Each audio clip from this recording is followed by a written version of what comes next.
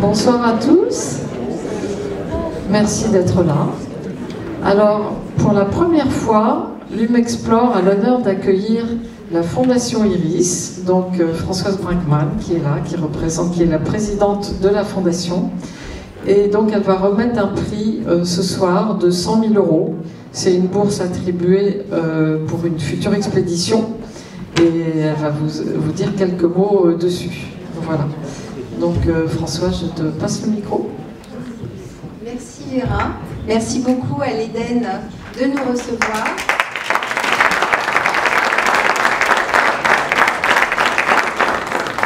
Merci beaucoup à l'Eden et à Vera d'avoir accepté d'intégrer la remise de cette bourse dans le programme du festival cette année pour la première fois. Cette bourse, c'est la 3e que nous remettons donc, pour une exploration scientifique au sein de la CEF, au sein des explorateurs, de la Société des explorateurs français, et s'adresse à ces explorateurs-là qui sont des explorateurs déjà avertis et qui ont des besoins, je crois. Enfin, je vais passer. Merci. Alors, merci Françoise, merci Vera. La Société des explorateurs, comme vous le savez, née en 1900, pour les plus jeunes, regroupe tout un tas de gens qui, vous avez vu dans la cour aujourd'hui, sont un peu en marge de la société. Non pas parce qu'ils ne sont pas adaptés, au contraire, parce qu'ils ont décidé que leur vie serait une aventure. D'accord? Ça, c'est le point 1. Le point 2, c'est que, comme nous l'avons vu, au niveau de la science en France aujourd'hui, le financement de tout ce qui est exploration scientifique au sens véritable du terme est en déclin absolu. Certains vous diront le contraire. Moi, je suis prof d'université et à l'université, nous n'avons plus d'argent pérenne. Il faut demander des sous à l'ANR, l'Agence nationale de la recherche, où en sciences humaines et sociales, nous avons aujourd'hui un taux de réussite de 9%.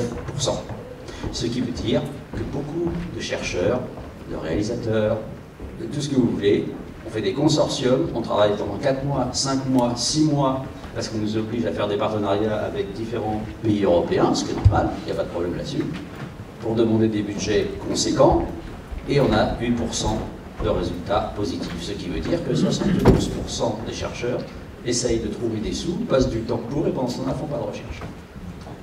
Top en niveau rendement. Bref, la Société d'explorateurs, c'est autre chose. C'est un club, comme vous le savez.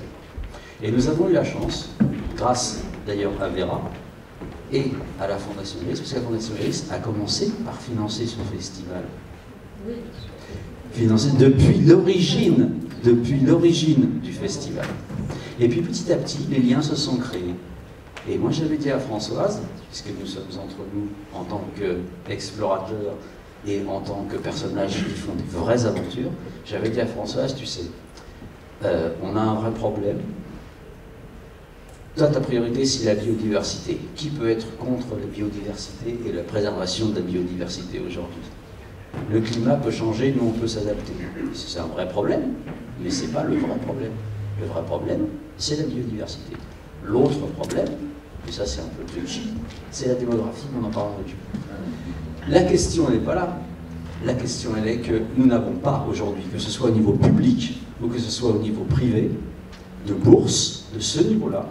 Et je voudrais vraiment remercier du fond du cœur la Fondation Iris et Françoise, parce qu'elle va permettre, et elle a déjà permis 2 fois, de faire se réaliser des rêves. Et Françoise m'a toujours dit, l'argent, certes, c'est très important, mais je veux aussi que ce soit une aventure humaine. L'exploration, c'est d'abord une aventure humaine, mais des humains qui savent des choses, pas des humains incultes.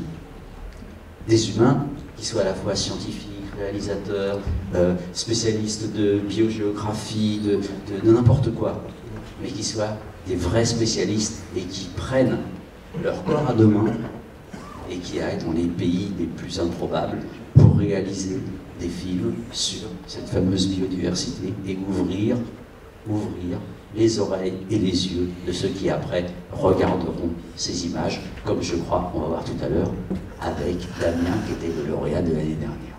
Juste, je voulais dire ça, mais c'est tellement important, et c'est tellement important qu'on ait une bourse de ce niveau à la Société des explorateurs français, qui à la fois garde le niveau, au niveau national, ça n'existe pas, donc on est là, et c'est très très important. Et je remercie aussi Michel, bien sûr, pour l'Éden, parce que c'est un écrin de l'aventure humaine ici. Ce sont exclusivement des pionniers qui sont ici, et ça c'est formidable. Je me coupe parce que je peux aller dehors.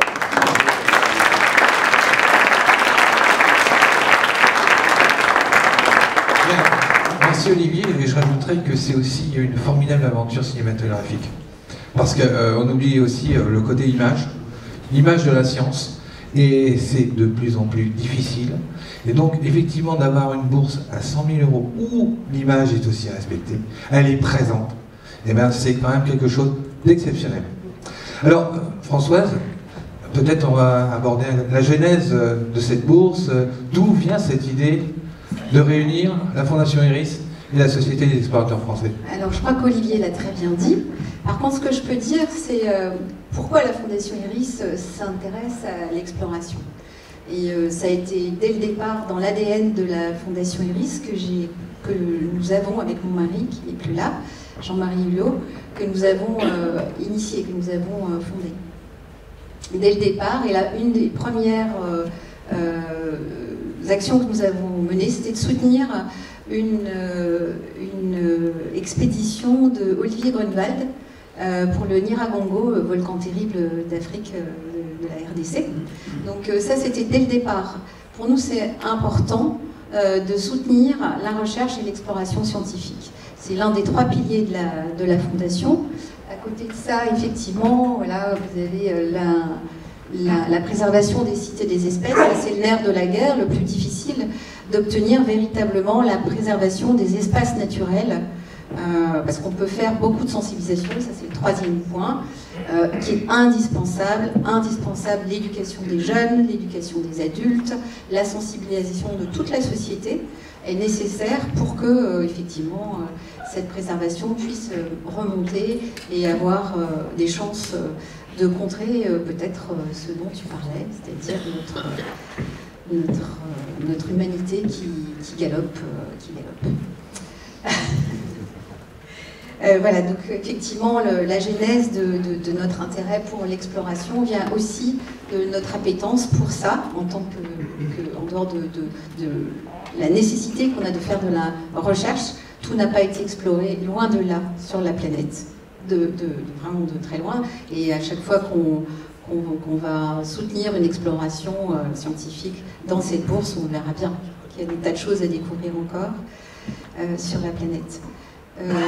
Oui, et puis il y a aussi une chose à découvrir ou à redécouvrir de cette planète, c'est sa beauté, parce que c'est l'un des arguments aussi qu'on trouve sur le site de la Fondation. Et j'ajouterais, c'est aussi l'émotion par rapport à toute cette nature, à cette biodiversité. Oui, absolument. C'est vrai que la beauté, ça apporte, je crois, quelque chose, de le considérer à travers les images, à travers des poèmes. J'ai vu que certains d'entre vous de la Société des explorateurs français ont écrit des poèmes dans un livre qui vient de paraître, qui a l'air absolument ravissant. Et voilà, oui, cette beauté, ce ressenti est absolument indispensable pour motiver, pour mettre les gens en mouvement par rapport à notre engagement vis-à-vis de l'environnement. Juste un petit mot, parce que cette bourse, elle a été créée en 2022, en hommage à Jean-Marie, dont l'esprit était vraiment un esprit d'aventure et un esprit de pionnier. Dans son domaine, il était informaticien, et c'est grâce à lui, à son legs, à la fois dans son esprit et aussi dans ce qu'il a fait dans sa vie. Il était informaticien et il a aidé à faire toute l'infrastructure software de Apple, de l'iPhone. Et c'est aussi son legs à tous les sens du terme qui nous permet aujourd'hui de créer cette bourse et ses soutiens à l'Imexplore et à la bourse Sapiris. Alors, j'avais un deuxième point, c'était l'argent pour aider toutes ces expéditions, mais tu nous as tellement brillamment répondu, Olivier, que là, on va passer directement, en fin de compte, comment on a fonctionné, nous, cette année, en 2024, par rapport à cette 3e édition de la Bourse Iris. J'allais dire comme d'habitude. C'est-à-dire qu'en fait, l'idée... Nous sommes enfin rodés. Nous sommes enfin rodés. L'idée, c'est de faire en sorte qu'il n'y ait pas d'injustice. Mais ça, c'est toujours difficile. Hein. Quand on a une bourse et quelques candidats, forcément, à partir du moment où il y a 2 candidats, il y a une injustice. D'abord, premièrement, je voudrais remercier tous les candidats qui ont proposé leur projet. Pour une raison simple, c'est que tous ces projets sont de qualité. Tous. Et c'est très embêtant de choisir quand effectivement tous sont de qualité. Mais c'est comme ça, c'est la loi du genre. Ensuite, Françoise a tenu pour l'impartialité et aussi le sérieux du jury à s'entourer de personnes qui étaient, j'allais dire, à la fois incorruptibles, mais ça c'est une évidence, mais également d'une qualité intellectuelle forte. Isabelle Autissier et Gilles Boeuf, qui sont des gens reconnus et reconnus dans leur milieu et qui sont des personnes nobles, nous ont accompagnés avec Laurent de la société et nous avons décidé ensemble. Et je pense que c'est très important parce que, bon, juste une petite parenthèse, vous savez qu'aujourd'hui il faut installer toujours des gouvernances avec un contrôle des gouvernances. La Cité Explorateur, c'est pas ça, c'est un club. C'est un club qui fait conscience à l'humain. Donc si on choisit des humains qui sont de bons humains, ce que l'on croit être, et que, à ce moment-là, la sanction tombe et elle est juste. Vous voyez ce que je veux dire? Il n'y a pas de recours, il n'y a pas de truc, de machin, d'avocat américaine. Non, c'est pas ça.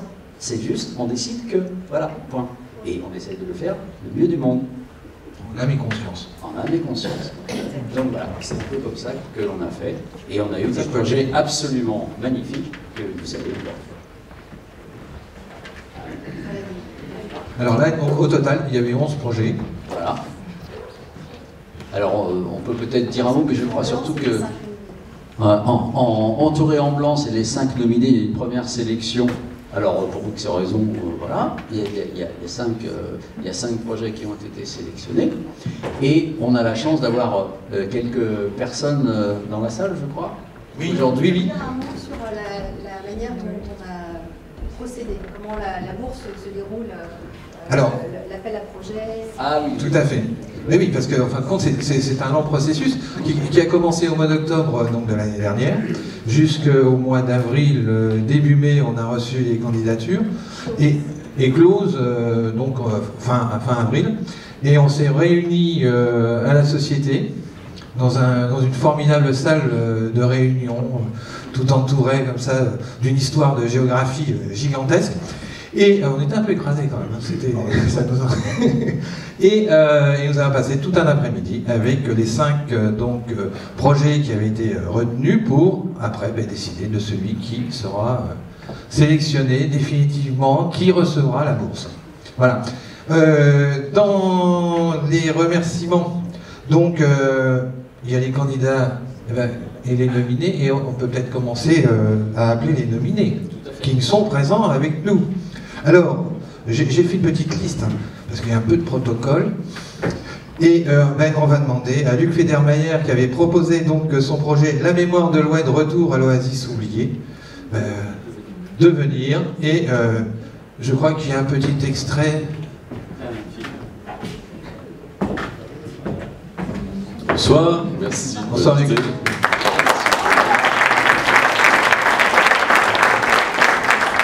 C'est un peu difficile de monter sur scène quand on fait partie des lauréats qui ne sont pas forcément élus. Mais victimes, c'est ainsi, ça fait partie du jeu. Merci à tous.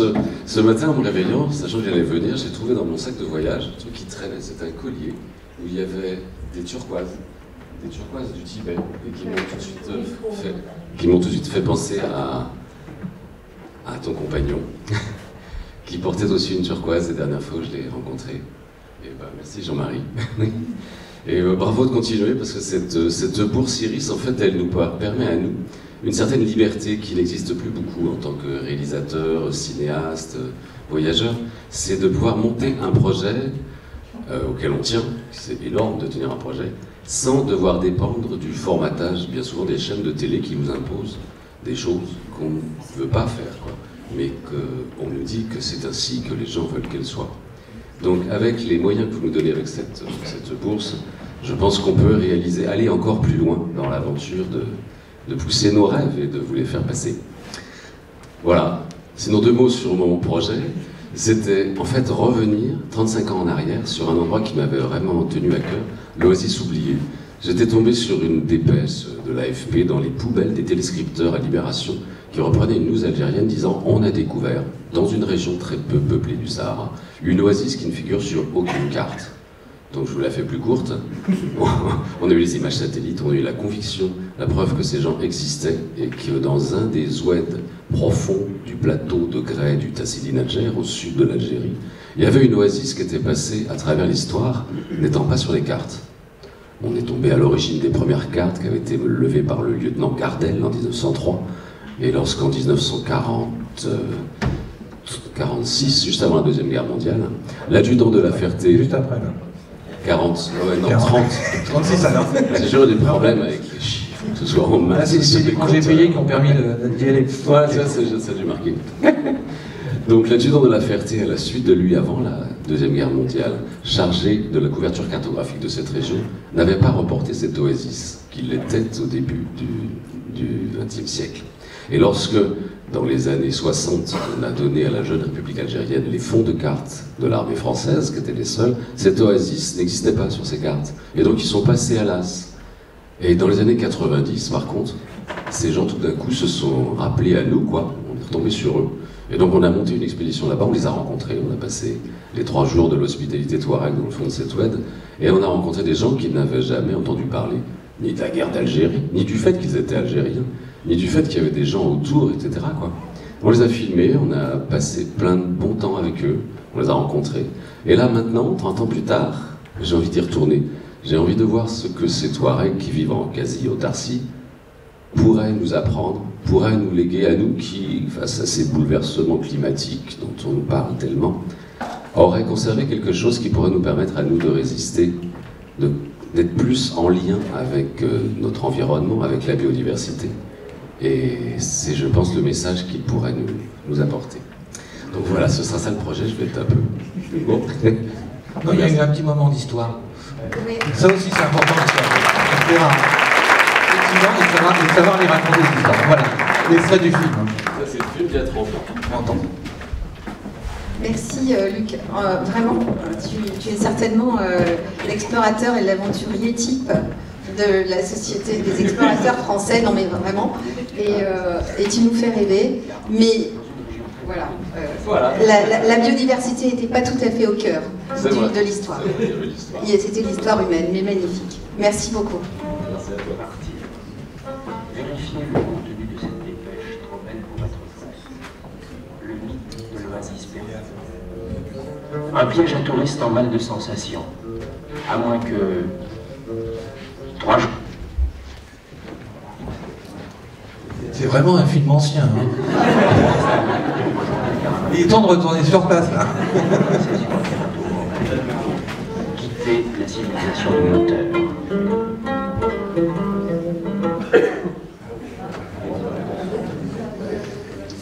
Donc là, on a eu un clip et bientôt on aura le droit aux 90 minutes. Merci Luc. Alors, je vais passer la parole donc à... Excusez-moi, je me coupe pas dans mes fiches. À Marie-Laurence Cipriani, qui vient nous parler du projet de Marine Beyer. Et ce projet, c'était Voyage vers les récifs de demain. Si je ne me trompe pas, on allait entre Nouméa, la Polynésie et autres. Il n'est pas possible. Voilà.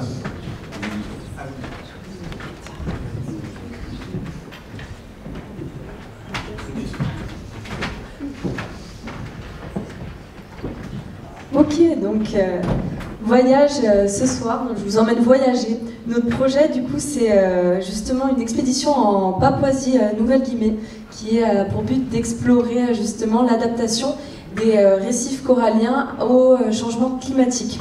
et justement aborder par la même occasion les solutions pour la préservation et tout ce qui peut se faire pour anticiper justement ces changements climatiques à venir.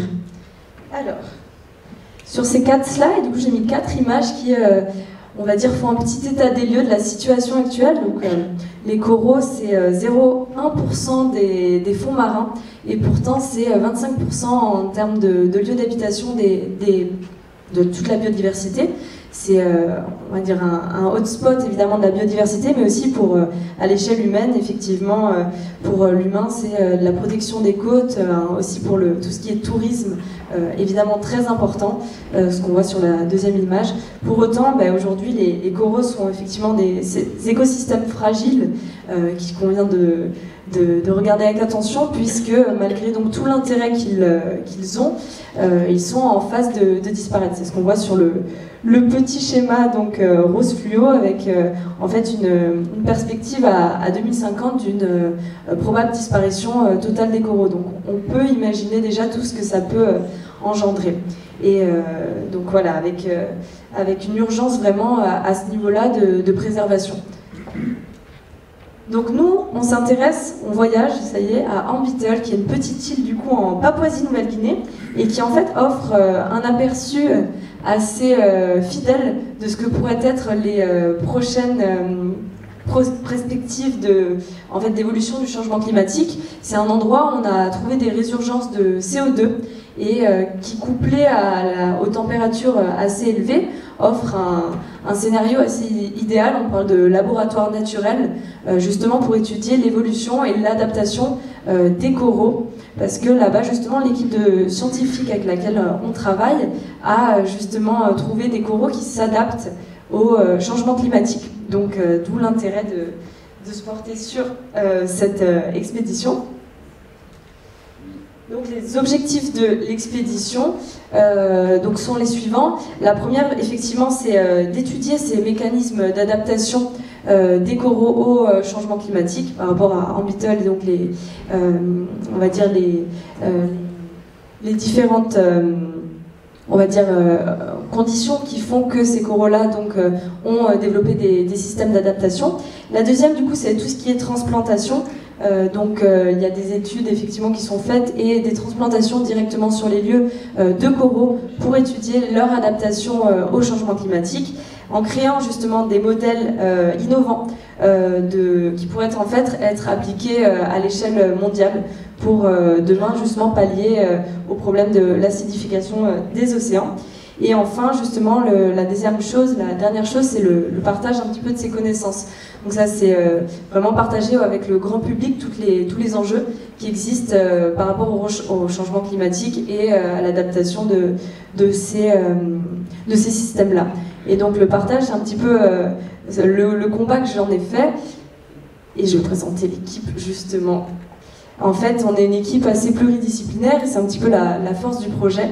Moi, justement, je travaille sur un projet associatif qui réunit et des scientifiques et des artistes au sein de mêmes expéditions qui ont pour but justement de se rendre un petit peu plus compréhensible aux yeux du grand public. C'est vrai que les lanceurs d'alerte au départ, il y a des années, étaient des scientifiques, et aujourd'hui on fait en fait force de cette complémentarité pour justement partager et on va dire évoquer de mieux en mieux toutes les tenants et les aboutissants des faits scientifiques qui sont parfois perçus comme imbuvables. Donc c'est la raison pour laquelle on a monté une équipe très pluridisciplinaire. Donc on a Aide Océan avec Marine qui est à l'origine de ce projet-là et qui a une très bonne connaissance de la Papouasie-Nouvelle-Guinée. Et en même temps, on travaille avec Ricardo, qui lui fait partie de ICONA, donc un consortium scientifique à l'international qui étudie depuis des années justement l'impact de l'acidification des océans sur les coraux. Et de mon côté, je porte le projet avec Franck et Lovina. Franck, respectivement, chef opérateur visuel et réalisateur, et Lovina qui est scientifique.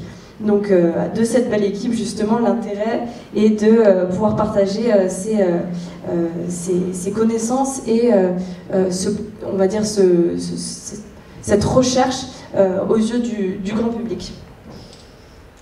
Donc en rejoignant cette mission, c'est vraiment déjà l'intérêt de participer et d'investir dans un projet innovant de recherche et qui, on va dire, a trait à un impact vraiment global.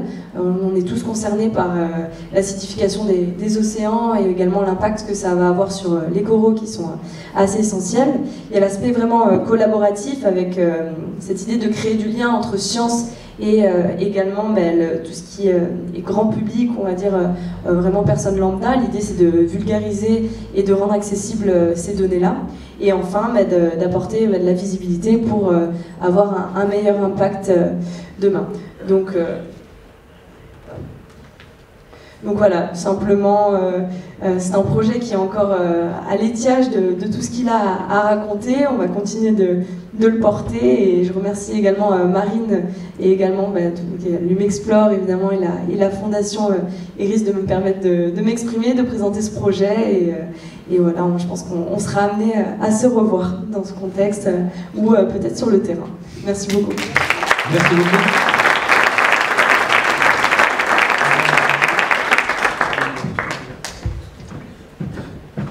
Et puis et donc on avait dit 5 candidats, donc il y en a encore 2.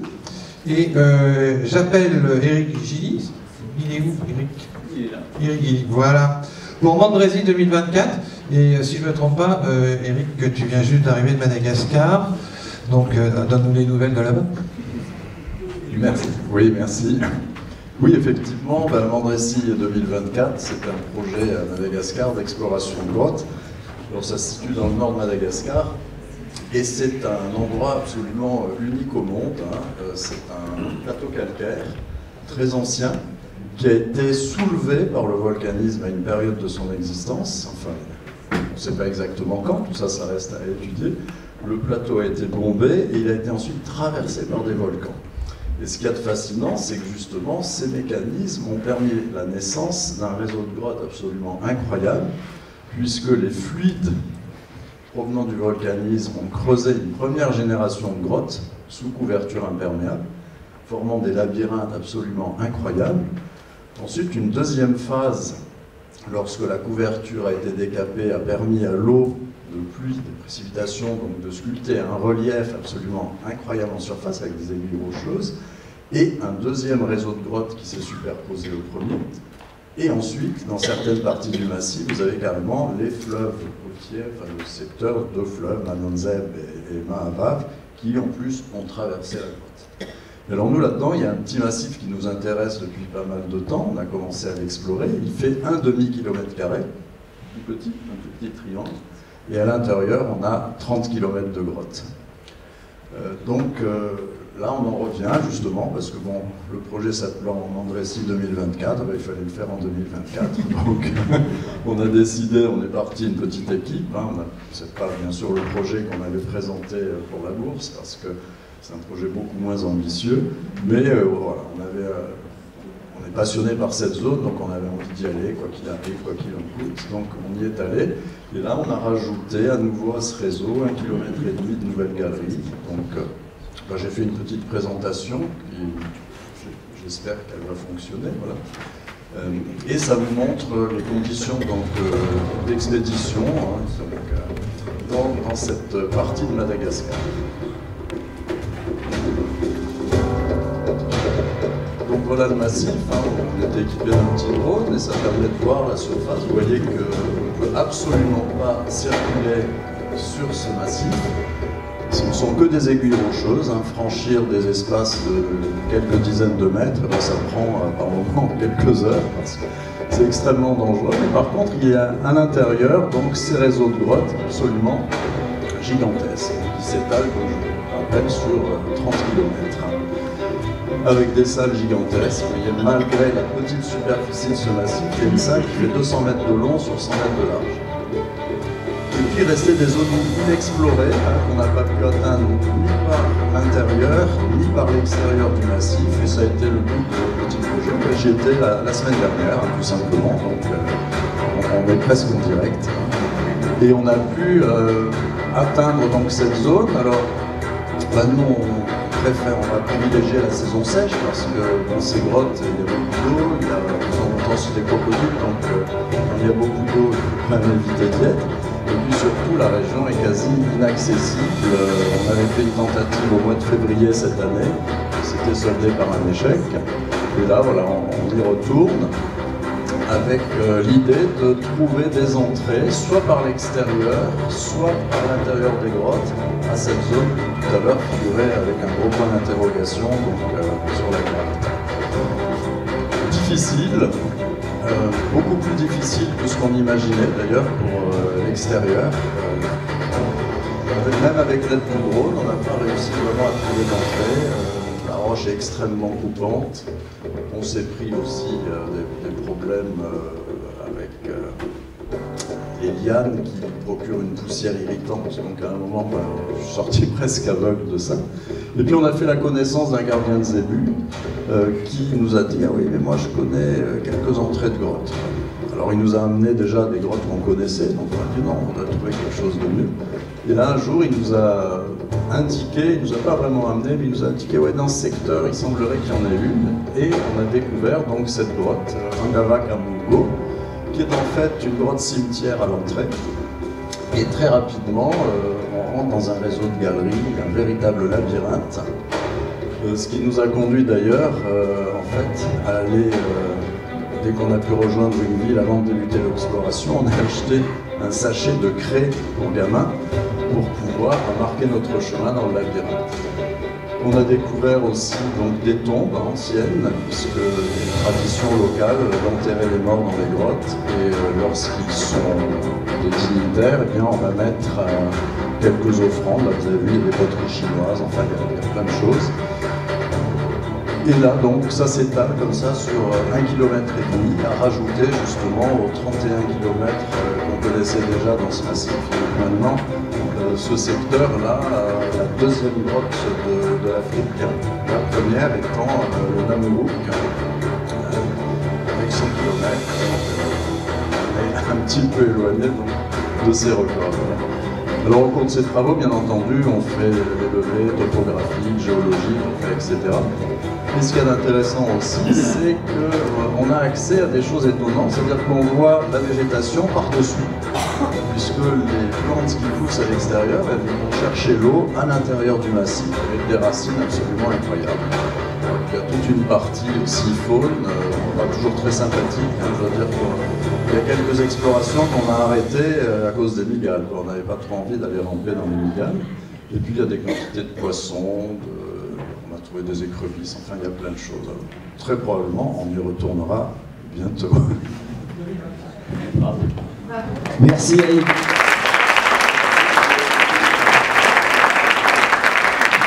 Vous voyez, la différence entre des gens normaux et des gens de la société des explorateurs, c'est que avec ou sans bourse, il est parti. Et il a fait son truc. Alors certes, c'est moins grandiose, mais il a fait son truc. Et c'est ça un peu qui nous caractérise. Souvent, ce que je dis aux étudiants, c'est que l'intelligence, c'est bien, mais la persévérance, c'est beaucoup, beaucoup mieux. Parce qu'on finit par y arriver. Je vais passer la parole au dernier candidat sélectionné. Alors, si tu veux bien venir... Oui. Comme ça. Alors, ce qui est assez étonnant quand même, c'est que sur 5 projets qui restaient en lice, il y en a 3 qui se passent à Madagascar. Donc, celui qui vient d'être proposé. Il y en a un autre d'Éric, il y en a un autre de Jean-Michel. Puis j'ai pas eu plus d'imagination, en fin de compte, j'avais un projet sur Madagascar. Alors, je pense qu'il y a une bonne raison à ça. C'est que c'est quand même un des plus beaux pays du monde. J'ai fait le tour de la planète dans tous les sens. Il y a 2 pays qui m'ont vraiment sidéré, c'est l'Éthiopie et Madagascar. Parce que Madagascar, c'est un concentré sur 1500, enfin une fois et demi la France, c'est un concentré de tous les décors, sauf peut-être effectivement les glaciers et la neige de haute montagne, quoique de temps à autre il y a un peu de neige en altitude, mais c'est vraiment un concentré de tous les décors les plus incroyables de toute façon. Là on a vu la partie souterraine, il y a la partie des Tsing, dont on va certainement parler tout à l'heure, ces espèces de forêts de calcaire de 100 mètres de hauteur, etc., qui sont des coffres-forts écologiques. C'est vrai qu'il y a une biodiversité incroyable. Malheureusement, moi mon projet c'était Madagascar pour la fertilité d'une brique. Et c'était pas une image. Parce que Madagascar, depuis des décennies, alors vais pas vous raconter ma vie, mais j'ai une longue histoire avec Madagascar. J'ai eu un oncle qui était ingénieur TP à Madagascar entre 47 et 73. Il a été capitaine de port, directeur d'aéroport, etc. Bon, il avait fait un peu tous les endroits à Madagascar. Et je me souviens quand il rentrait, moi j'étais gamin, j'avais une dizaine d'années. Alors il rentrait, il mettait 3 semaines en bateau pour rentrer, et puis tous les 4 ans, il revenait repasser 2-3 mois en France. Et il avait une maison, il y avait des lances, il y avait des pots de bois 10 mètres de long, etc. Enfin bon, ça m'a fait rêver. Et c'est vrai qu'au cours de ma carrière de réalisateur, j'ai été un certain nombre de fois à Madagascar, j'ai réalisé des films, Les Rescapés du Gondwana, Les Sortilèges de l'île Rouge, enfin bon, un certain nombre de films. Mais c'est vrai que j'ai fait le tour de Madagascar. Et ce qui m'a étonné, mais c'est un constat que tout le monde a fait, c'est que ce pays qui est absolument magnifique, eh ben, malheureusement, sa biodiversité est en train de disparaître.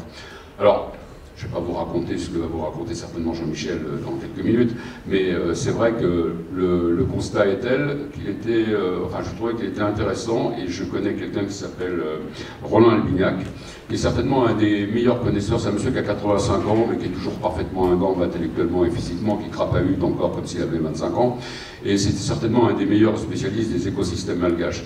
Et avec lui, l'idée, alors en plus il est considéré vraiment, il connaît tout le monde, il connaît tous les ministres, il connaît, enfin bon, vraiment, il passe partout, tout le monde le connaît. Et l'idée, c'était d'aller rencontrer les populations locales, qui, dans certains endroits, dans 7 ou 8 endroits de Madagascar, qui sont vraiment des endroits en danger, mais qui sont des endroits magnifiques, où les populations locales se prennent en main, parce que de toute façon, on leur a fait un certain nombre de discours, des aides à tous les niveaux, mais qui n'arrivent jamais.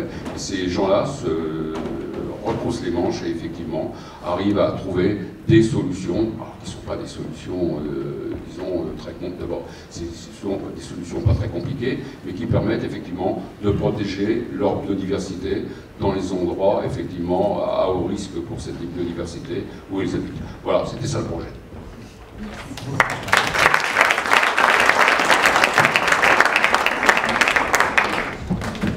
Bien, merci. Vous voyez que c'est quand même super difficile d'être jury. Vous vous rendez compte? Hein, c'est pas facile.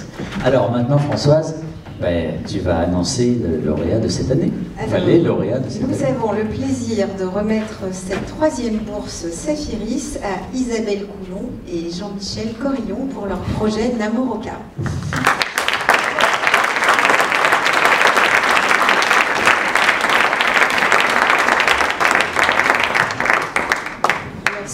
Ce projet cochait, comme dirait l'autre, toutes les cases.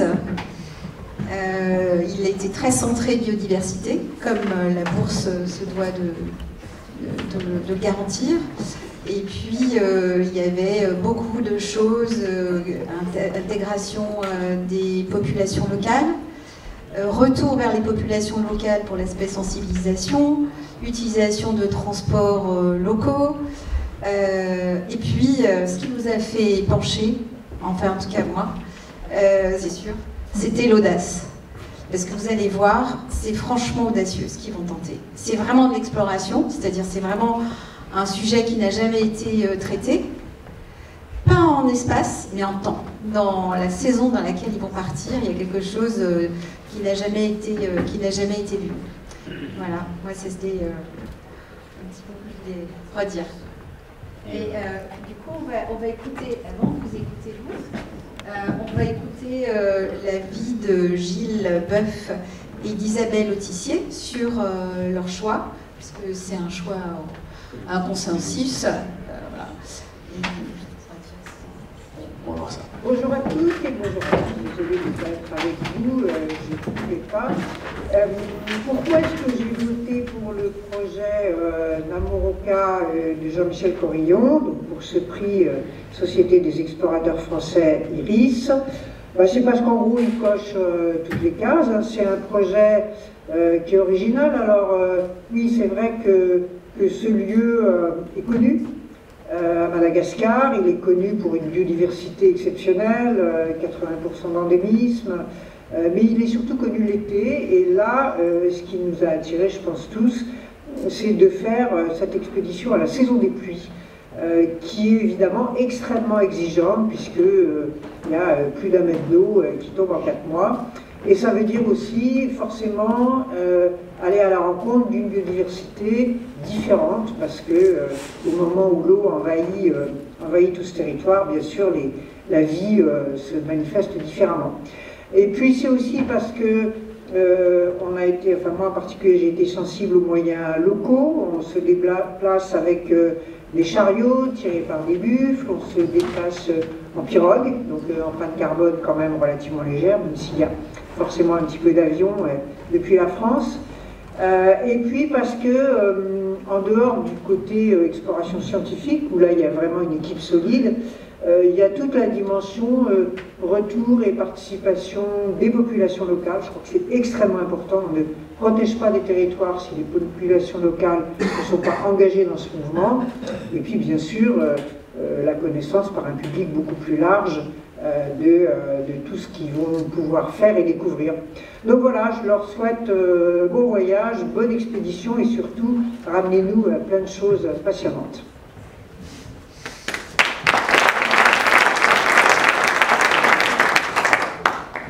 Bonjour à tous. En premier lieu, je suis désolé de ne pas être avec vous physiquement, mieux bien sûr, mais la rentrée pour un universitaire, chaque fois c'est très compliqué, depuis fin août, début septembre, et puis en plus jusqu'en octobre. Et puis cette année c'est particulièrement chargé, il y a énormément d'événements pour les Jeux Olympiques. Donc vous parlez du projet que nous avons retenu, Namoroka, Isabelle Coulon et Jean-Michel Corillon. Pourquoi est-ce qu'il nous a séduit? Pour différentes raisons. D'abord, bon, le site Madagascar, bien sûr. Alors, pour quelqu'un qui a été le président du Muséum national d'histoire naturelle pendant 7 ans, évidemment, que Madagascar nous parle, c'est un peu les régions du monde fétiches de l'établissement. Madagascar, le Brésil, la forêt tropicale humide, des zones très intéressantes, isolées, avec un très fort niveau d'endémisme, hein, des espèces qui vivent là et même par ailleurs. Donc ça, c'était intéressant. Mais ce qui m'a beaucoup plu, moi, c'est qu'au Namoroka, j'ai même préfacé un livre sur Namoroka, il y a quelques années, écrit par des gens du muséum. C'est Namoroka durant la saison humide. On m'avait toujours dit, pourquoi est-ce qu'on n'y va pas tout le temps? Parce que quand c'est rempli d'eau, difficile de se déplacer, c'est quand même sur 200 km. Et puis surtout, c'est bourré, infesté du grand crocodile du Nil, qui est une espèce quand même de crocodilière réputée très agressive. Et on ne l'avait pas fait. Alors c'est intéressant parce qu'on connaît un peu la faune et la flore, bien sûr, dans les zones justement qui étaient dans les moments secs, mais il y a toujours infiniment à trouver. Donc toute expédition pour nous, de naturalistes et de gens qui savent faire de la prise de vue, avec une grande habitude, une expérience, nous intéresse. Et je cite particulièrement parce qu'il est vraiment très particulier. Donc oui, Namoroka, travailler sur l'entomologie, travailler sur l'herpétologie, la botanique, on a beaucoup travaillé sur la botanique dans ces zones particulières. Le muséum a une station pas très loin, le côté de la Betsiboka à Entrema. C'est très intéressant. Et je dis souvent qu'aujourd'hui, dans les descriptions d'espèces nouvelles, on voit à peu près 16 000 à 18 000 par an, tout groupe confondu. Plus de la moitié viennent de non-professionnels, mais très spécialisés, bien sûr. Donc là, des gens qui sont motivés, qui ont les moyens de faire ça. Donc on les soutient, on les aide, et puis nous apporterons de la donnée. Puis ça rentre pour moi dans les grands programmes aussi de sciences participatives, hein. Une association sur un projet scientifique avec un protocole défini auparavant, avec des naturalistes amateurs, dans le bon sens du terme, éclairés. Hein. De la prise de vue, vous savez que la photo et le cinéma sont essentiels pour les sciences naturelles aujourd'hui. Donc voilà, le projet nous a vraiment séduit, le culot d'y aller à un moment où c'est quand même pas évident, région du monde. C'est pour ça, je pense que nous avons tous eu le coup de cœur pour ce projet et que nous avons retenu ce projet sur Namoroka pour 2025. Merci.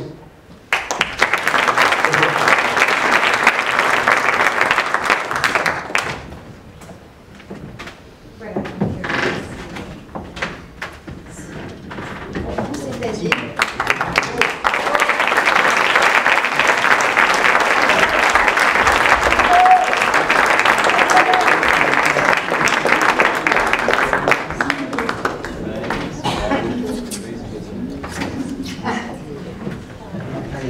C'est-à-dire vous allez partir quand alors?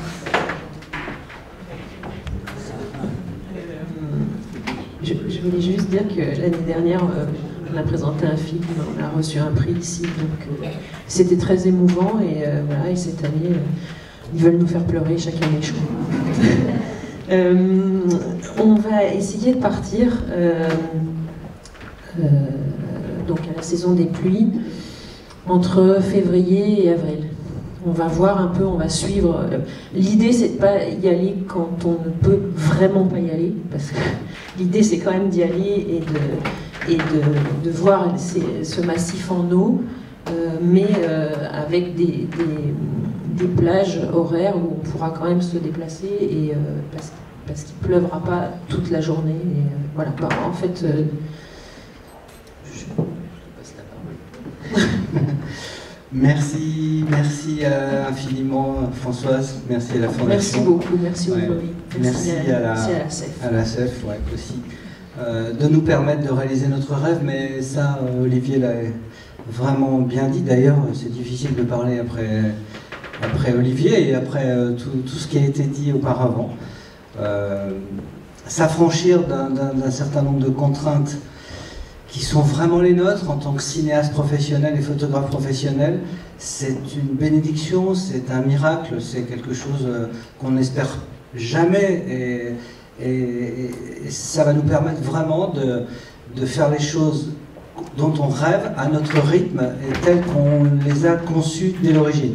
Parce que dès l'origine, ce projet est né pour nous en 2015 quand l'organisateur d'une expédition un peu folle qui s'appelle Marc Anzona nous a parlé d'une mission scientifique qui allait avoir lieu à Namoroka.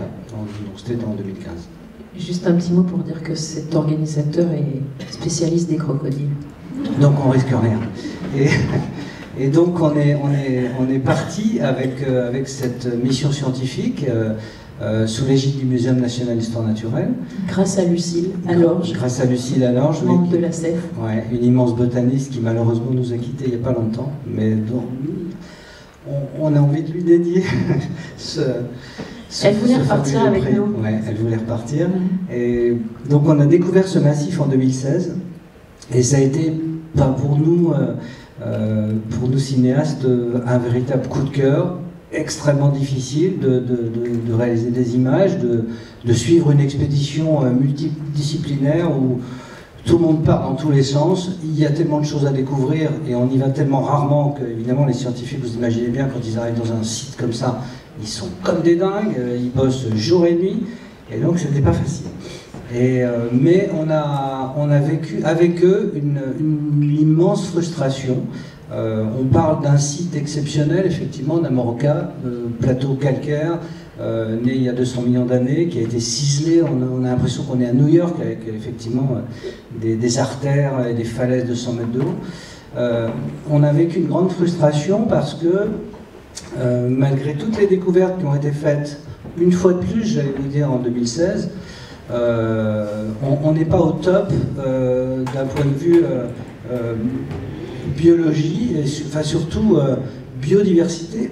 C'est de la période sèche où les plantes et les animaux sont en souffrance, même si le massif regorge d'eau, puisqu'il y a énormément de galeries souterraines avec des rivières souterraines qui circulent dans ce massif, mais on sent réellement une vraie souffrance. Et les scientifiques nous ont toujours dit, leur rêve pour nous, ça serait d'y retourner à une saison très particulière, la saison des pluies, où là c'est vraiment une véritable explosion de vie, de floraison et de biodiversité, oui, bien sûr. Donc, mais c'est impossible. Enfin, c'est déjà un endroit extrêmement difficile à atteindre en saison des pluies. Vous imaginez un peu, parce que l'image elle est pas mal, j'aime bien.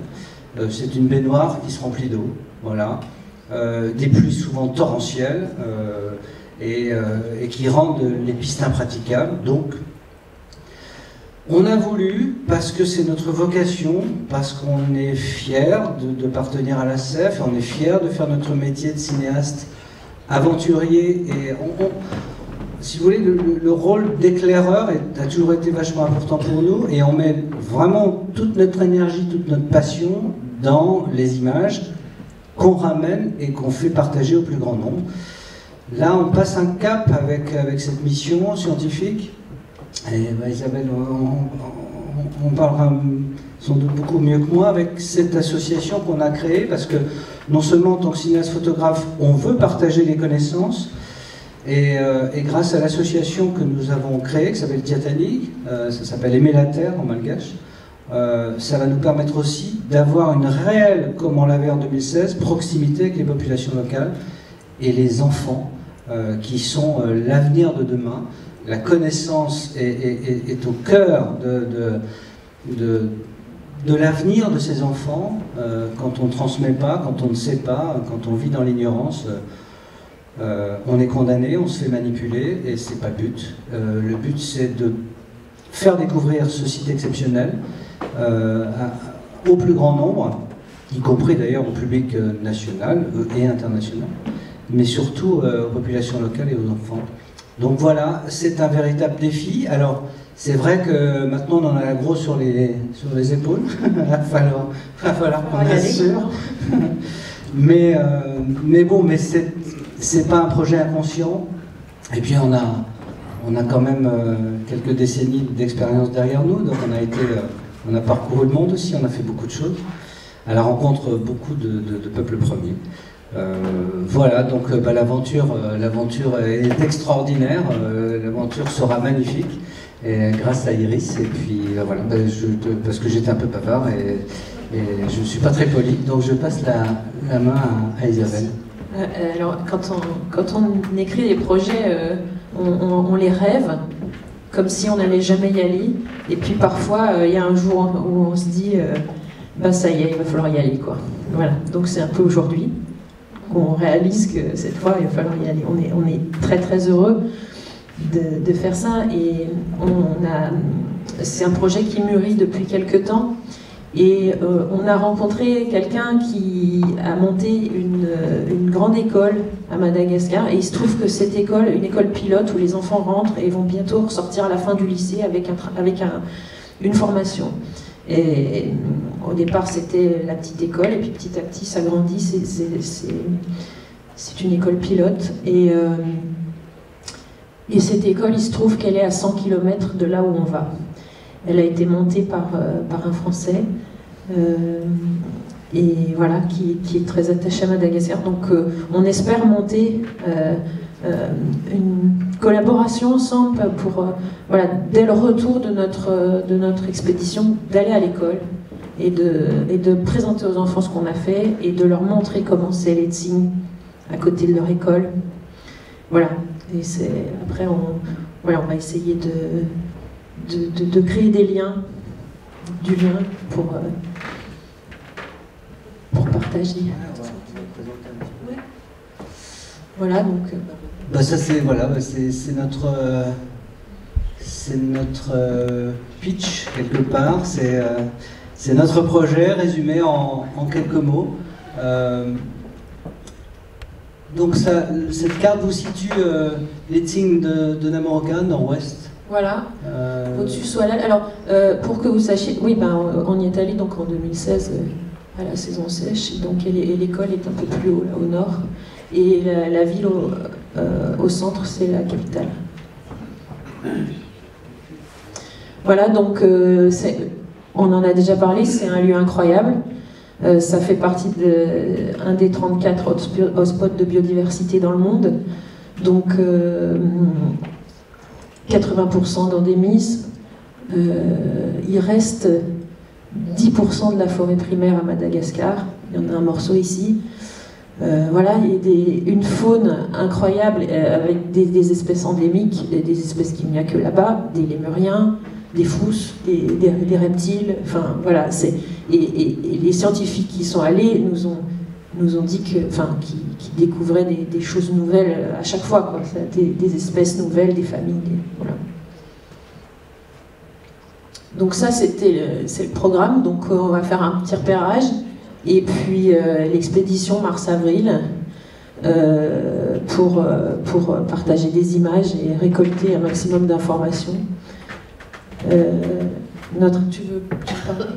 Donc notre association explorer pour documenter, documenter pour transmettre, transmettre pour préserver. Voilà, c'est le résumé de notre association, de protéger protéger la biodiversité à notre niveau et les populations isolées. On a beaucoup travaillé dans des zones assez éloignées, et voilà, on a décidé de donner plus de sens à tout ça. Voilà. Ça c'est nous à Madagascar.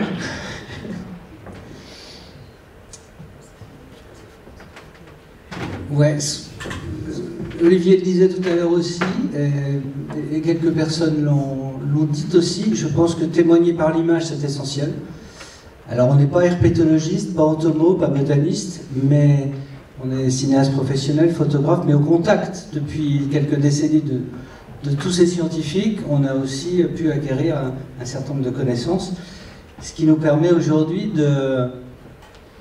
non seulement de pouvoir témoigner de cet endroit à une saison si particulière, mais de ramener du matériel extrêmement précieux pour tous les explorateurs qui voudront inventorier ce site à la saison des pluies. Alors, on n'a pas parlé de ça. Les charrettes à zébus, ben oui, alors en 2016, nous y sommes allés, il faut imaginer 4 jours, 4 jours au départ de Tananarive, la capitale, et 3 jours de piste. Et en saison des pluies, évidemment, les pistes sont totalement impraticables. Et donc, le seul moyen pour les Malgaches de se déplacer dans ces zones à cette saison, c'est les charrettes à zébus, qui sont ultra tout-terrain et qui ont effectivement, parce que c'est important, une empreinte carbone intéressante. Donc on va se déplacer en charrette à zébus. Le gros atout aussi de ce mode de déplacement, c'est d'abord de travailler avec les Malgaches, et ça c'est hyper important pour nous. Le gros de l'équipe sera des Malgaches qu'on connaît, qui nous font confiance et voilà, qui apprécient notre boulot pour qu'on est là, pour qu'on fait ça. Ça c'est vraiment main dans la main, et c'est l'aventure humaine telle qu'on veut la vivre, qu'on va vivre avec eux. Sans eux, on ferait rien. Donc voilà. Sauf qu'on n'est pas né sur le même continent, et donc voilà, chacun va apporter sa petite pierre à l'édifice pour faire en sorte que ce projet existe, pour qu'on puisse, nous, avec notre connaissance et notre technicité, en témoigner, dans le but de le protéger, parce que on protège que ce que l'on connaît, c'est évident, et de renouer avec l'exploration telle qu'on l'a toujours imaginée, voilà, avec la liberté aussi que nous permet Iris aujourd'hui. Alors, ça c'est le mode de déplacement, et tout l'intérêt de se déplacer aussi comme ça, c'est de faire, si vous voulez, le tour de ce massif de 200 km² de manière très autonome, et de pouvoir ouvrir des voies, ouvrir des brèches. Je vous parlais tout à l'heure d'éclaireurs, mais c'est un peu le but, et de tenter d'y pénétrer et de découvrir, une fois qu'on est à l'intérieur, ce qui s'y passe. Donc ça, c'est les camps qu'on a prévus, c'est notre itinéraire en fait qui a été préparé en collaboration avec Marc Ganzouana, qui va donc nous accompagner. Ça a été des mois de boulot, des études satellitaires, des études de cartes bien évidemment, pour essayer de déterminer le nombre, les lieux précis où, a priori, ce sont des portes d'entrée de ce massif. Alors, en 2016, on avait pénétré 1,5 km à l'intérieur du massif. Là, évidemment, quand la baignoire sera remplie, ça va être beaucoup plus compliqué. Et donc, parce que tout change, en fait. Enfin, la physionomie de l'endroit est radicalement différente. Et même les Malgaches qui vivent autour, de toute façon, n'y vont pas. Mais même autour, ça change. Il y a des lacs qui se créent. Voilà, c'est ça. Donc, ça, c'est les camps qu'on a prévu de faire.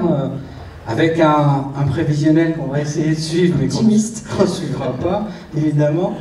Parce que là, vous voyez toutes les taches noires qu'on voit là, c'est une vue que Marc a réalisée ça devait être en 2015, à la saison des pluies. C'est des lacs en fait qui se forment au sommet du massif. Alors, il faut imaginer aussi que là, parfois, on est à 80 ou 100 mètres de haut.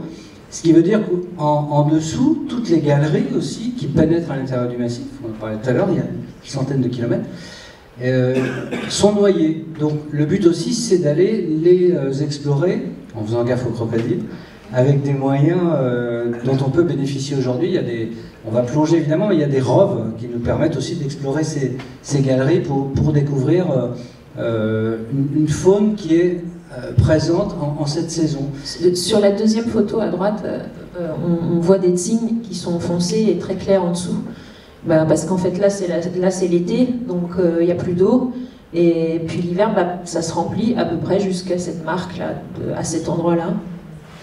Voilà, donc du coup, c'est un mode de déplacement différent, et un paysage différent, et des espèces différentes. Donc voilà, on va explorer toutes ces zones inondées qu'on n'a pas pu faire évidemment en 2016 et ramener un maximum de témoignages filmiques et photographiques de tout ce qu'on va pouvoir identifier. Alors, il y a des choses qu'on va ramener, on ne sait pas forcément précisément ce que c'est. D'autres scientifiques les analyseront. Il n'est pas question de ramener des échantillons non plus. On ne prélèvera rien. Mais la force maintenant des images et puis la manière aussi de filmer ce qu'on va voir donne suffisamment, sauf évidemment pas d'ADN, mais d'informations à des scientifiques, à des entomologues, des botanistes, etc., pour une première identification. En repérant aussi, à part des points GPS et tout ça. Et puis évidemment, tout ce qui sera fait sera reporté, consigné et transmis à la communauté scientifique. Voilà.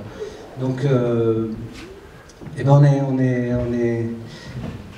est comblé, on est ému, comblé, on ne sait pas comment vous remercier. On est fiers de faire ça. Et puis voilà, on va pas se rater. On essaiera de vous faire rêver l'année prochaine en vous présentant tout ce qu'on aura réalisé à Namoroka. Merci. Merci beaucoup.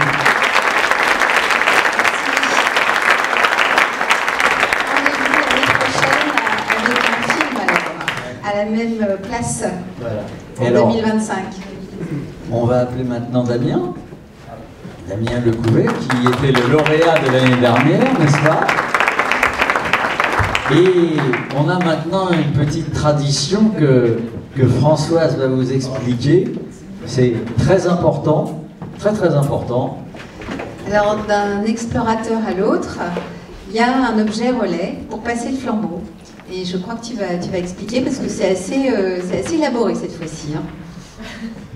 Alors déjà, bonsoir à tous et bravo à tous les deux. Cette émotion que vous avez ce soir, je l'ai connue 1 an avant vous. Donc vraiment bravo pour ce beau projet. Quand j'entends grosse population de crocodiles, perso, en tant qu'herpétologiste, moi ça me ferait rêver, j'aurais envie de me glisser dans votre sac à dos. Il y a 1 an, c'était Régis Belleville qui avait été lauréat en 2022, qui m'avait remis un premier objet. Donc il m'avait remis une machette, donc un outil très intéressant pour moi, pour la jungle, pour l'Amazonie. Il m'avait aussi donné une bouteille dans laquelle il avait mis de la terre du Botswana. Je l'ai continué, cette bouteille, avec de la terre d'Amazonie. Donc je vous la remets à mon tour et j'espère qu'un jour cette bouteille sera pleine.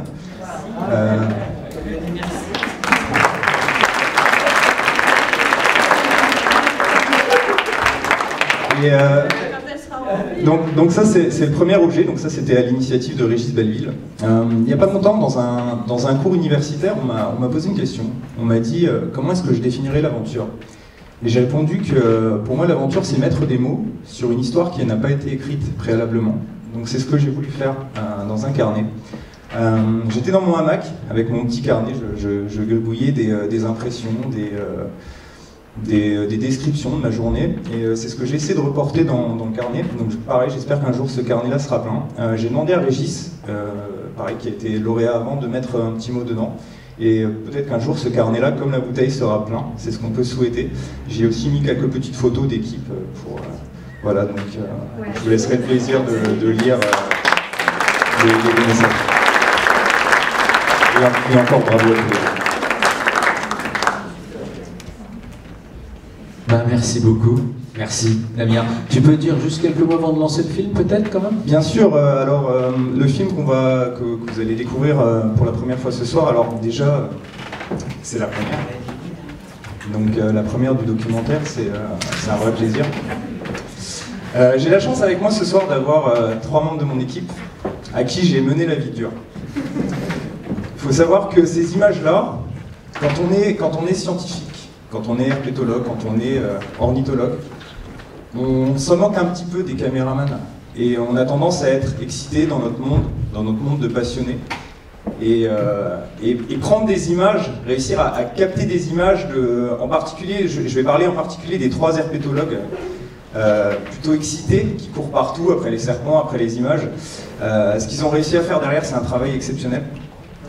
C'est pareil, on a la chance d'avoir Marine avec nous, Marine Meunier, qui était notre référente sécurité, à qui on a mené la vie dure aussi, parce que, pareil, les scientifiques, des fois, on imagine des protocoles, mais on ne les respecte pas. Au final, cette expédition-là, c'est 140 espèces recensées au niveau de l'herpétofaune. Donc herpétofaune crocodilien, donc caïmans, serpents, amphibiens, lézards, et 194 au niveau des oiseaux. C'était un projet collaboratif avec les étudiants de l'université IKEA, une université équatorienne, et un projet collaboratif avec la communauté Quichua. Ce qui m'importait dans ce projet-là, c'est qu'au moment où on parte, le projet ne s'arrête pas. Aujourd'hui, merci Starlink, on continue de recevoir des données. Je reçois des photos de la communauté Quichua, ils m'envoient des photos des amphibiens. On continue de mettre à jour les bases de données. Ça nous permet d'avoir un vrai état des lieux de ce qui se passe là-bas. Pour rappel, le projet c'était dans une zone de méga-diversité, il y en a 19 dans le monde. Donc le parc national Yasuni en Équateur, qui a une des plus grosses richesses en amphibiens de tout le territoire américain, mais qui subit d'un côté l'oppression pétrolière, notamment du bloc ITT. Aujourd'hui, les blocs pétroliers continuent d'avancer et d'avancer, et ce parc national-là, il a beau être parc national, malgré tout, les programmes de protection, de préservation ne sont pas forcément respectés, et on a la chance d'avoir des communautés qui se battent pour la défense de ce parc-là, et ce genre de projet qui n'aurait jamais pu avoir lieu sans la fondation. Donc un grand merci pour ça. Je pense que c'est une première étape, et maintenant on va continuer de construire le mur, retourner là-bas, continuer de travailler avec les communautés, et je serai ravi d'échanger avec vous à l'issue du film si vous avez des questions. Voilà. Merci. Merci Damien. Alors vous pourrez échanger avec Damien, et après vous êtes invité à un petit pot où on pourra parler avec tous les lauréats et les gens de cette salle qui ont fait des choses. Voilà, grâce à la Fondation Péris encore, et je remercie Françoise. Merci. Il paraît qu'il faut que je dise qu'il faut lancer le film maintenant. A priori, personne dort, donc c'est déjà ça. Donc je ne sais pas après si vous avez des interrogations, des questions spécifiques par rapport aux images que vous avez pu voir. Je ne sais pas si j'ai réussi à faire passer le message au départ en disant que c'était compliqué pour les caméramans de gérer cette excitation. Je pense qu'on la ressent dans le documentaire. On a eu la chance d'avoir un ornithologue bien calme, parce que c'est un petit peu le côté pour l'observation des oiseaux, c'est important. Mais je pense qu'on a essayé de mettre en avant cette passion qu'on a tous dès qu'on découvre un animal. Voilà. Oui. Oui, bien sûr, bien sûr. Les animaux que vous rencontrez, j'ai l'impression que vous les connaissez déjà. Oui. Est-ce qu'il y en a que vous ne connaissez pas? Alors, juste pour expliquer un petit peu le protocole scientifique, alors on connaît beaucoup d'animaux. En l'occurrence, Vincent Prémel, par exemple, le spécialiste des amphibiens, c'est une véritable encyclopédie des amphibiens. Donc il voit un animal à 10 mètres, il dit ça va être Bouana geographica, Bouana punctata, une femelle, un juvénile. Voilà. Quand on a des doutes, on a des listes existantes qui sont éditées par les universités. On utilise des tablettes numériques, on va faire des comparaisons. Et on voit l'espèce du genre Rhinella que je ramène à un moment donné à Vincent en disant cette espèce-là, je la connais pas. J'ai le genre général de l'espèce, mais j'ai pas la sous-espèce. Et encore aujourd'hui, on n'est pas du tout sûr de la sous-espèce, donc on va attendre maintenant les résultats ADN, ça va prendre beaucoup de temps, pour savoir si c'est une nouvelle espèce ou pas. Mais l'expérience de terrain, quand on arrive dans une zone, nous donne déjà, on va dire, 80%, on a 80% des espèces, quand on les voit, on les connaît. Et ça, c'est au fur et à mesure d'apprentissage d'expérience. Et sinon, moi par exemple, les oiseaux, quand je vois les oiseaux, c'est un oiseau noir, un oiseau jaune, un oiseau rouge, j'y connais rien. Voilà, c'est pour ça qu'on a fait appel, dans mon équipe, j'ai fait appel à de vrais spécialistes dans leur discipline pour pas avoir d'imprécision, pour vraiment ramener des données de qualité et précises. Oui, c'est une question, j'en ai deux là-bas. Avec un micro, ce serait peut-être plus facile. Est-ce que vous collaborez ou communiquez avec d'autres scientifiques à travers le monde sur le même sujet, bien entendu? Alors là, pour aujourd'hui, le projet, on est notamment en correspondance avec des universités au Chili, avec des instituts qui sont en Guyane française, parce que Vincent Prémel, le spécialiste des amphibiens, travaille en Guyane française. Et donc lui il fait le lien maintenant avec différentes universités d'Amérique du Sud, et on a un très grand spécialiste des amphibiens qui est à l'université du Chili. Et il continue d'analyser les données qu'on lui a données, et il va participer avec l'université d'ICAM à l'exploitation des résultats ADN. Là, ça dépasse mes compétences, moi, personnelles. L'ADN, c'est très particulier. Ça rentre dans des bases de données de Stanford qui vont être analysées, et seulement à ce moment-là, c'est plus notre travail de dire tiens, ça c'est une nouvelle espèce, comment on va la nommer, c'est plus du tout notre travail, nous, de terrain. Mais oui, il y a une grosse collaboration internationale, on va passer le relais sur les données que nous, on a trouvées pendant l'expédition. Et est-ce que vous avez dialogué, je pense que c'est beaucoup dire, mais est-ce que vous avez eu des échanges avec les sociétés pétrolières ou le gouvernement? Non. Avec les résultats, la diversité pour essayer d'influer? Non, aujourd'hui, la discussion, lors d'une expédition précédente, j'ai eu quelques ennuis à vouloir aller, je ne sais pas si vous avez vu, on a très peu d'images des blocs pétroliers, tout simplement parce que c'est très compliqué d'aller les filmer, on se met potentiellement en danger. J'ai tenté l'expérience sur une expédition précédente et on s'est fait des gens qui nous sont tombés dessus, pick-up, parce que on peut pas, ils sont pas du tout ouverts à la discussion et on peut pas faire d'image, parce qu'en fait, nous, ce qu'on fait, ça va à l'opposé de leurs intérêts à eux. Donc la discussion, elle n'existe pas aujourd'hui, en tout cas avec les blocs pétroliers équatoriens. C'est une guerre entre les communautés d'un côté et le pétrole de l'autre. Alors ils vont vous promettre, via les politiciens, vous promettent plein de choses. Des choses qui sont pas faites, pas respectées, et qui sont à des années-lumière de ce qu'ils sont censés respecter sur le papier. Vous ne pensez pas avoir perdu la guerre déjà ? Je pense que quand on est scientifique, si on perd la guerre, en fait, j'aurais plus de raison d'exister. Si aujourd'hui je laissais tout tomber, si je me dis bah de toute façon c'est fichu. Non, c'est pas fichu, parce que la preuve c'est qu'aujourd'hui on a des résultats d'expédition qui sont beaux. 140 espèces au niveau de l'herpétofaune sur une zone, 194 au niveau des oiseaux. Ces résultats-là me donnent envie de continuer, me donnent envie d'aller plus loin. Et surtout, ça va passer par la collaboration avec les communautés. Nous, à 7000 km de là, on ne peut pas faire grand-chose. Par contre, les communautés qui sont là-bas, qui continuent aujourd'hui le projet, qui continuent de communiquer, qui sont aujourd'hui aussi intégrés au niveau de l'ONU pour expliquer leurs problématiques, c'est ça qui peut faire bouger les choses. J'ai une question par rapport à la turbidité du fleuve. Est-ce que c'est dû à l'activité pétrolière ou à l'activité aurifère comme en Guyane?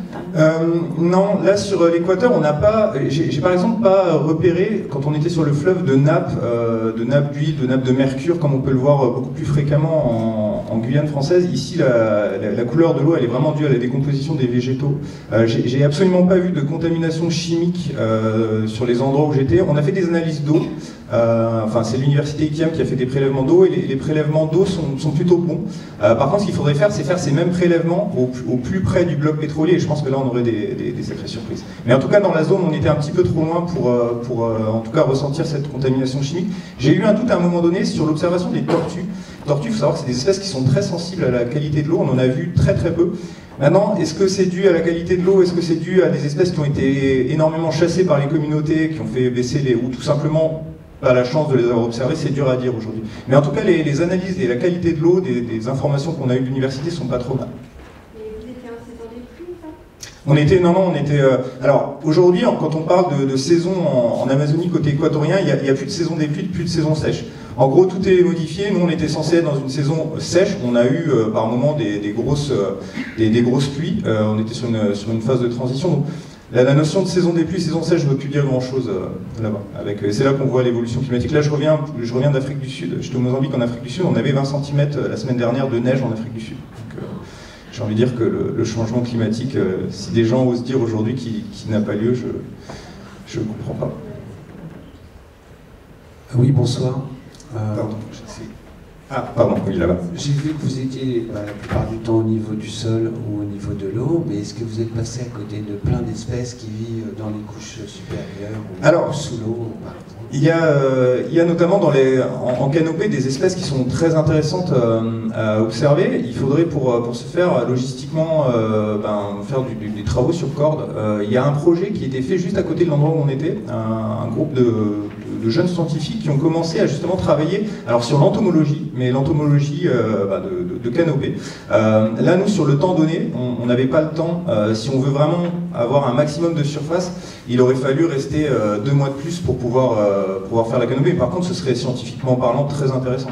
Et c'est sûr qu'on passe à côté d'énormément d'espèces et des espèces qui seraient peu observées, voire pas du tout. C'est sûr que dans la canopée, on a plus de chances d'en trouver. Et on a, par contre, juste pour répondre à cette petite question-là, sur les amphibiens, on a une technique d'écoute. Donc on fait des enregistrements sonores qu'on va, alors soit c'est des sons qu'on va nous connaître, soit qu'on va passer dans une base de données qui nous permet d'identifier des espèces sans forcément les voir. Alors c'est que le cas des amphibiens. Un Shazam. Le Shazam des amphibiens, voilà, exactement. Vous avez initié un inventaire. Est-ce qu'il est prévu également de quantifier? Qu'est-ce que vous voulez dire par quantifier? Sur des périodes successives, de dénombrer. Ouais, de dénombrer. Alors ça pour quantifier et dénombrer, ça voudrait dire répéter l'expédition sur un temps donné. Alors scientifiquement parlant, il faudrait être dans les mêmes conditions pour vraiment que ce soit juste. Maintenant, je pense que sans forcément chercher à dénombrer, quantifier année après année, de refaire un état des lieux peut-être dans 2 ans, dans 3 ans, et de faire un comparatif peut-être dans une saison différente, ça a presque plus d'intérêt que de le faire au même moment, à la même saison. Enfin, je pense, c'est mon point de vue personnel. Mais en tout cas, c'est sûr que l'intérêt de continuer la mission dans le temps et d'y retourner est plus que prolifique, mais en fait, il faudrait faire ça partout dans le monde. C'est un 0,0001% des choses intéressantes qu'on a sur la planète. Et ce que je disais, j'aurais pas assez de ma vie pour faire tout ça. Mis à part les singes, il y a d'autres mammifères. Alors on avait mis des caméras, des camtraps. On voit les pécaris à un moment donné qui viennent dessus. Dans nos rêves les plus fous, on aurait espéré voir des pumas et des jaguars qu'on n'a pas vus. Moi j'ai passé beaucoup de temps en Amazonie, personnellement j'ai vu ni l'un ni l'autre, j'ai jamais eu cette chance. On a par contre échangé avec un photographe du National Geographic qui nous a montré des images incroyables de cette zone-là de jaguar. Donc on sait qu'il est présent, on sait que le puma est présent, pécari présent en grand nombre. Alors les gens prennent ça pour un chevreuil, mais c'est proche génétiquement parlant des chevreuils qu'on a chez nous, donc ça il y en a pas mal aussi. Et après au niveau du singe, il y a une belle activité quand même au niveau des mammifères, mais c'est vrai qu'on a la petite déception du jaguar qu'on a vu. Mais on a fait un anaconda qui était, alors on dit 4 mètres dans le docu, il est plus proche des 6 mètres, on est à 5 mètres 50. Donc, et 100 kg, on est très loin du compte sur les premières analyses, c'est plutôt 150 ou 160 kg. Vous avez parlé de responsable sécurité, c'était la sécurité par rapport aux animaux ou aux humains? Et comment vous gérez la sécurité du groupe globalement? Alors, responsable sécurité, donc ça va Marine, tu veux venir dire un mot, Marine, sur ces protocoles-là? Ok, d'accord. En fait, on a... idéalement, pour une expédition comme ça, il faudrait qu'on ait même un support médical au sein de l'expédition. Malgré tout, trouver un médecin qui vienne travailler à vraiment pas cher, c'est pas évident. Donc on a fait le choix d'avoir un spécialiste qui nous a briefé en amont. Moi pareil, j'avais des contacts avec Marine, on a travaillé tous les deux, on a fait des analyses de risques, on va analyser les risques sur l'environnement, sur l'humain, parce que le vrai risque pour moi sur une expédition comme ça, j'ai toujours considéré le risque animalier comme faible, même si on travaille avec des serpents venimeux. J'ai toujours eu peur des mauvaises rencontres humaines, narcotrafiquants, ça peut arriver. J'ai plus peur de ces choses-là. Ça, c'est dur à évaluer. Malgré tout, ça, on peut essayer de le faire un petit peu en amont, via des enquêtes. Voilà. Ensuite, on va mettre au point des protocoles médicaux. On va partir. Alors, on n'a pas de médecin, mais pour autant, on a un énorme kit médical. Et on avait la chance d'avoir Marine qui est formée sur le sujet. Donc, on va partir avec tout un tas d'antibiotiques. Il y a une analyse de risque qui est faite. Ensuite, on a des balises donc des balises Garmin InReach qui vont donner les points des personnes, parce que vous avez vu par moment on divise les groupes, voire même, et c'est là où je peux faire hurler ma collègue, mais on décidait de partir tout seul, ce qu'il ne faudrait pas faire. Mais je ne vais pas vous mentir, c'est encore une fois la passion des fois qui l'emporte. Donner une anecdote, un soir on était tous partis se coucher, il était tard, il était quoi, 2 h du matin quand Vincent a crié, c'est ça, et on entend un cri dans la nuit, un hurlement, comme si quelque chose de grave était arrivé. Et en fait, donc, tout le monde se réveille, on part en tronc, on essaie de voir ce qui se passe, et c'était notre ami Vincent Prémel, spécialiste des amphibiens, qui était juste content parce qu'il avait trouvé une super grenouille très très rare. Il était parti tout seul remonter la rivière, pieds nus, je mange toujours pieds nus, voilà. Et vous l'avez vu, à un moment, il escalade les branches pieds nus, enfin voilà, donc là, notre responsable sécurité, à un moment donné, elle essaye de recadrer les énergumènes de l'expédition. Voilà. Et elle a fait plein d'autres choses, parce que dans ces expéditions-là, il faut être multitâche. on ne peut pas se cantonner à faire que de l'RPTO, il faut que tout le monde participe à tout, donc toute la logistique, tout ça. Enfin, j'ai vraiment eu la chance, et c'est moi qui suis présent là sur la scène ce soir, mais c'est le vrai travail d'une équipe, et d'une équipe très solide. Donc je tiens vraiment à les remercier.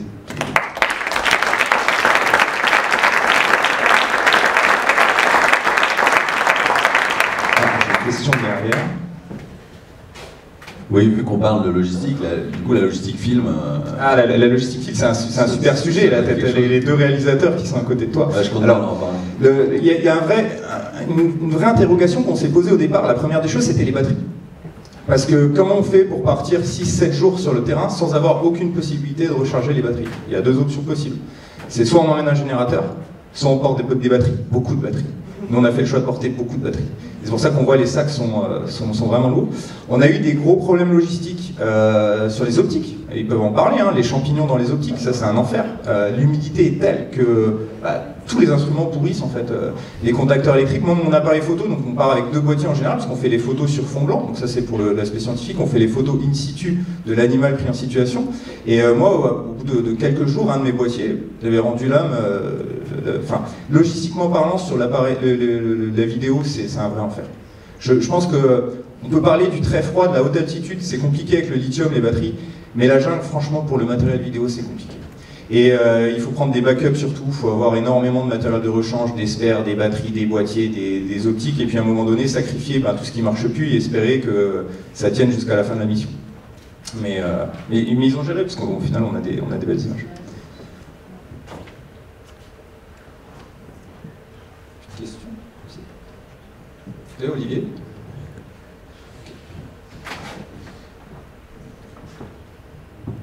Bon, bah merci cher Damien. Merci à vous, merci d'être venu ce soir.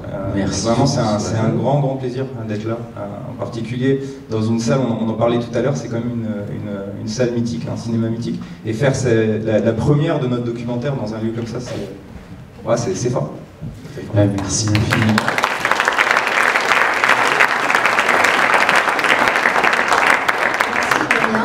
Mais tu nous as vraiment fait, ce film nous a vraiment fait vivre l'expédition de l'intérieur. Il y a vraiment des plans proches, on y est, on est dedans, on se fait piquer, voilà, il y a toute une ambiance qui est bien rendue dans ce film. Et puis, à chaque fois, bien noté quand même le ton scientifique, donc il y a un beau mélange.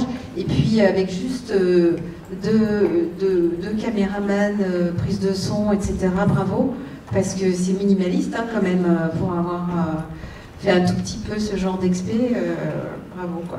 Il y a vraiment un gros travail derrière. Ouais. Et à mon tour de te remercier parce que ce documentaire-là, s'il est là ce soir, c'est grâce à toi et grâce à la Fondation.